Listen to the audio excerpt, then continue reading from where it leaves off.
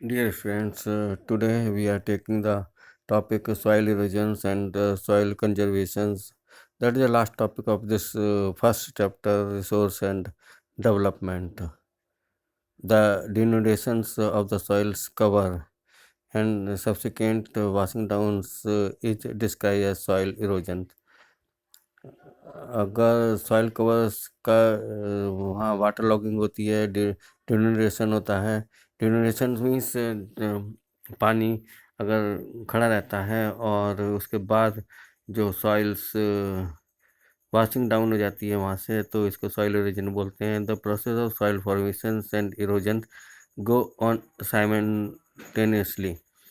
जो दोनों प्रोसेस हैं सॉइल फॉर्मेशन का और सॉइल इरोजन का, मिट्टी के क्षरण का, वो लगातार साथ साथ चलता रहता है। And generally there is a balance between the two, और दोनों के बीच में एक बैलेंस रहता है। Sometimes this balance is distributed disturb. कभी कभी ये बैलेंस जो है डिस्टर्ब हो जाता है because of the human activity like the deformations over grazing, constructions and mining etcetera. कभी कभी जो है ये बैलेंस जो है डिस्टर्बेंस डिस्टर्ब हो जाता है soil formations and soil erosion का। ये ह्यूमन एक्टिविटीज़ की वजह से, जैसे कि deforestation, overgrazing, construction work and the mining work etc. While natural forces like the wind, glaciers and water led to the soil erosion, और नेचुरल फोर्सेस जैसे कि हवा वगैरह जो है मिट्टी को, वो जो ऊपर की लेयर होती है, जो फर्टाइल लेयर्स होती है, उसको उड़ा के ले जाती है। ग्लेशियर्स की वजह से वाटर, ये है वाटर, ये भी जो है it is also the cause of becoming the soil erosion से। The running water cuts through the clayey soils. Running water जो है वो क्लोई सेल से, जो स्टिकी सॉइल्स होती है उसमें से निकल जाता है एंड मेक्स डीप चैनल्स, और एक चैनल्स, एक नाली सी बना देता है, जैसे गुल्लीज कहते हैं। The land becomes unfit for the cultivation, और लैंड जो है वो कल्टिवेशन के लिए अनफिट हो जाती है। This is known as the bad land, इसको बैड लैंड बोलते हैं। In the Chambal basins, Chambal basins में such lands are known as the ravines, इनको ravines बोलते हैं। sometimes water flow as a sheet over large area down a slope। कभी कभी जो है,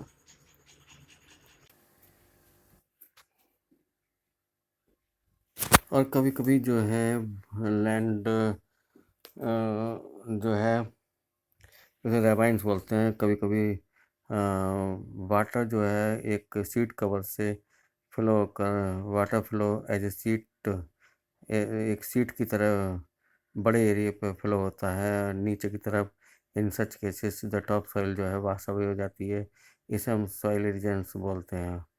wind blow loose soils. Wind जो है, जो अपर लेयर है सॉइल्स की, उसको लूज कर देती है।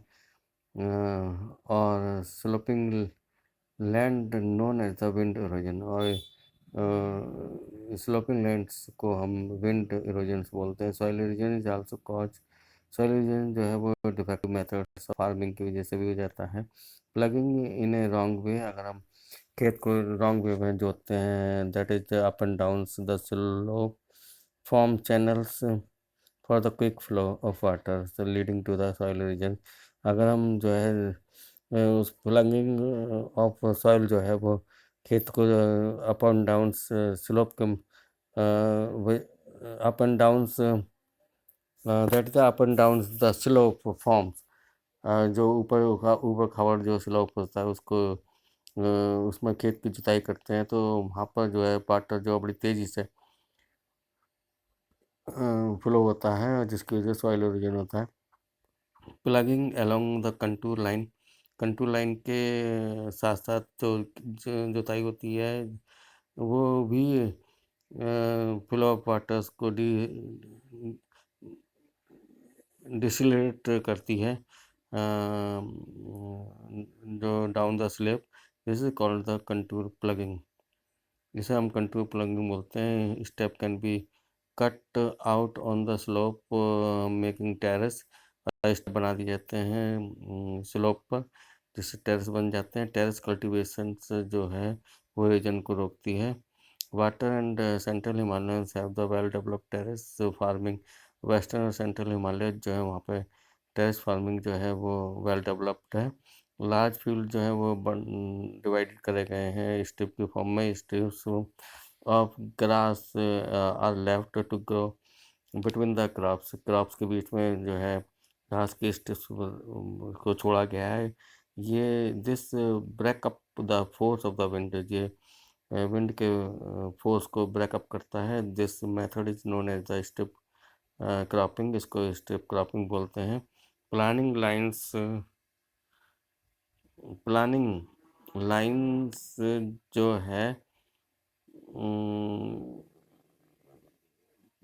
Planting tree of the tree planting lines of the trees, जो अगर हम ट्रीज को प्लांट करते हैं, ये भी जो है हवा के बहाव को जो है रोकता है। To create the shelter work in a similar way, और शेल्टर वर्क के लिए row of such tree are the called shelter belt, इसको शेल्टर बेल्ट बोलते हैं। This shelter belt have contributed significantly to the stabilisation of the sand dunes.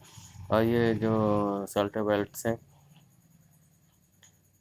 ये महत्वपूर्ण तरीके से स्टेबलाइजेशंस जो सैंड ड्यून्स का होता है उसको सिग्निफिकेंट तरीके से उसमें कंट्रीब्यूट करते हैं, उस सैंड ड्यून्स को स्टेबलाइज करने में। And in stabilising the deserts in western area, और डेजर्ट्स एरिया को स्टेबलाइज करने के लिए ये शेल्टर बेल्ट जो हैं दे contribute significantly, importantly.